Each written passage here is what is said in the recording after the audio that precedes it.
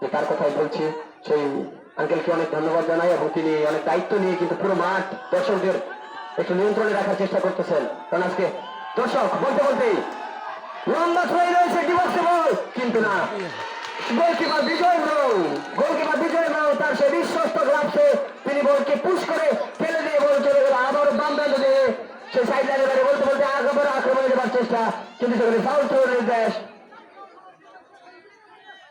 সে অভিজ্ঞ যার চোখ পাখিতে অবিশ্বাস করছেন নজরুল আলম ফকির, তিনি জানিয়ে দিলেন লম্বাবাসী দিয়ে যে একটা ফাউল থ্রো। যারা থ্রো করেছিল তাদের বিপরীত পাশে এবার থ্রো ইন চলে যাবে, থ্রো ইন কুকুরাগান যাবে সেখানে বলে ছোট করে বাড়িয়েছেন 5 নম্বর জার্সি বলতে খেলোয়াড়ের পায়ে বল বাম প্রান্ত দিয়ে আক্রমণে যাওয়ার চেষ্টা ছিল, কিন্তু ডিফেন্ডার 13 নম্বর জার্সিতে পরিণত খেলোয়াড় নাই, তার মাথায় লেগে বল চলে গেল সাইড লাইনের বাইরে।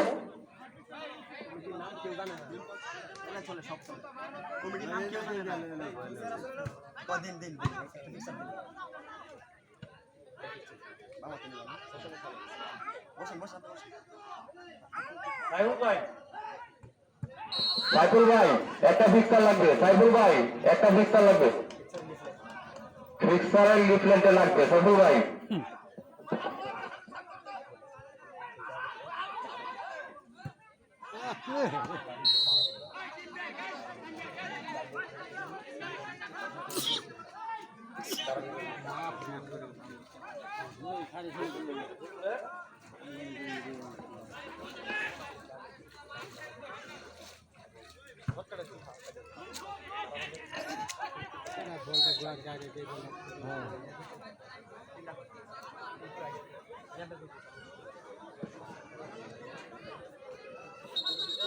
আজকে যে ধারাবাহিক উপস্থাপনা করবেন আমাদের ফুলপুর থেকে আগত দারাবাজারের কৃষি সন্তান ফুলপুর আইডিয়াল একাডেমি কলেজের সম্মানিত শিক্ষক, ইংরেজি শিক্ষক জনাব দুর্জয় চৌধুরী আজকের এই উপস্থাপনা বিবরণ করবেন।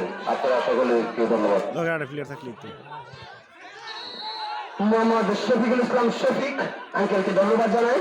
সুপ্রিয় দর্শক মন্ডলী, আমরা রয়েছি আজকের নিশোনিয়াকান্দা যুব সংঘ ফুটবল টুর্নামেন্ট 2025 নিশোনিয়াকান্দা ফুটবল ময়মনসিংহের উদ্যোগে খেলাস্থান নিশোনিয়াকান্দা মারিজি নদীর পার এবং প্রথম পুরস্কার এই উক্ত টুর্নামেন্টের আপনারা যারা আজকে প্রথম এসেছেন তাদের উদ্দেশ্যে বলছি, উক্ত টুর্নামেন্টের প্রথম পুরস্কার চ্যাম্পিয়ন প্রাইজ হল 22 ইঞ্চি এইচডি কালার টেলিভিশন। দ্বিতীয় পুরস্কার একটি আকর্ষণীয় ট্রফি এবং প্রধান অতিথি থাকবেন যিনি ফাইনাল ম্যাচের জনাব মোহাম্মদ আমিনুল ইসলাম তালুকদার, সাবেক চেয়ারম্যান 4 নং সিংহেশ্বর ইউনিয়ন ফুলপুর ময়মনসিংহ, এবং বিশেষ অতিথি যারা থাকবেন মোহাম্মদ আলম মিয়া, সাধারণ সম্পাদক বাংলাদেশ জাতীয়তাবাদী দল 4 নং সিংহেশ্বর ইউনিয়ন ফুলপুর ময়মনসিংহ, এবং মোহাম্মদ হানিফ উদ্দিন বাংলাদেশ জাতীয়তাবাদী দল বিএনপি 4 নং সিংহেশ্বর ইউনিয়ন ফুলপুর ময়মনসিংহ।